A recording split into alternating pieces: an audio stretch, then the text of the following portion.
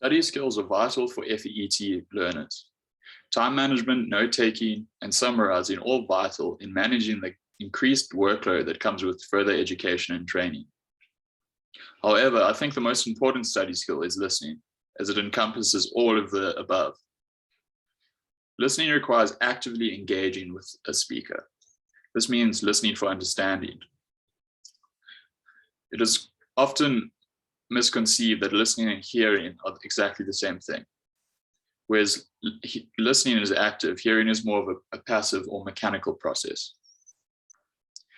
By effectively listening in the classroom, learners can see an improvement in all of the study skills mentioned above. It is not only a study skill, but also a life skill, as it is vital in any human interaction, outside of school and in future years to come. Active and passive listening are the most important listening tools in the classroom for an FEET learner.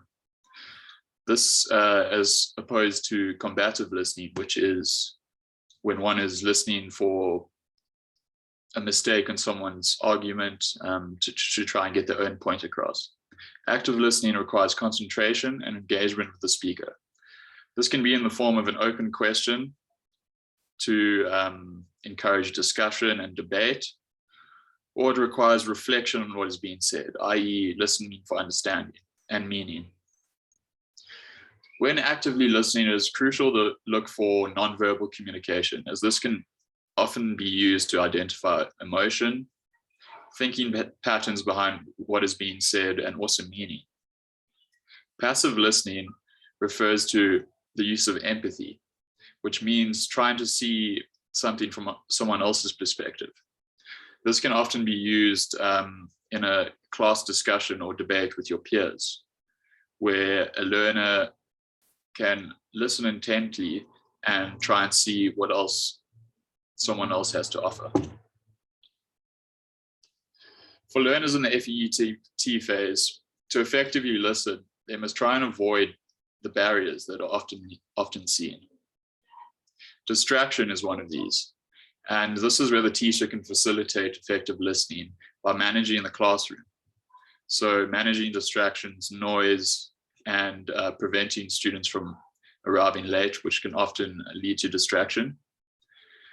Learners must also take responsibility and an active role in their listening and their classroom activities.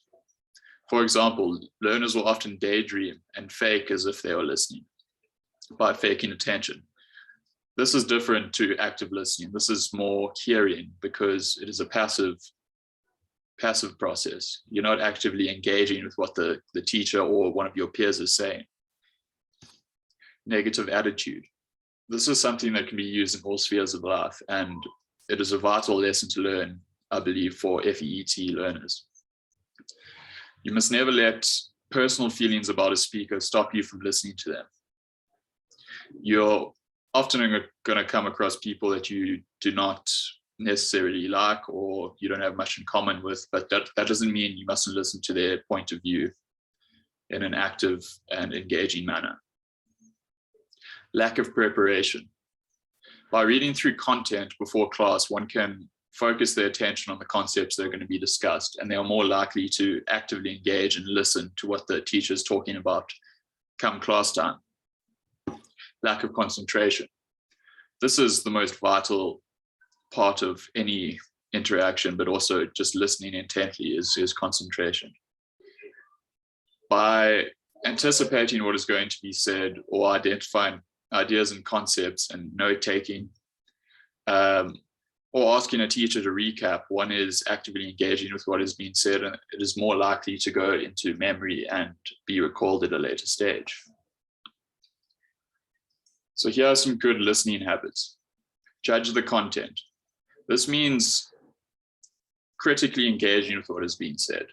So not just disagreeing for the sake of disagreeing and looking for arguments, but actually scrutinizing what is being said in an educated and intellectual manner by asking questions, open-ended questions, and encouraging debate. Listen for ideas and concepts and do not just fact find. Because if you if you just fact find, you're not going to actually remember what is being said. But by jotting down ideas and concepts, you're more likely to remember the content. Let's fight distractions. Break down material into smaller units so it's easier to manage and easier to summarize at a later date. You must always listen to tone. Tone of voice is very important, and also body language, as I mentioned earlier. Non-verbal communication is vital in understanding meaning and emotion behind what is being said. Listen patiently without interrupting. This is crucial. You must always be patient when listening to someone. Let them finish their point of view. And especially when a teacher is describing a concept or explaining something, let them finish their train of thought before jumping and asking a question. This is vital to actually see the full picture.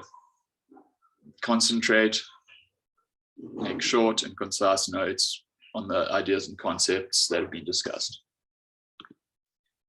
I'll leave you with this quote by Larry King. I remind myself every morning, nothing I say this day will teach me anything. So if I'm going to learn, I must do it by listening.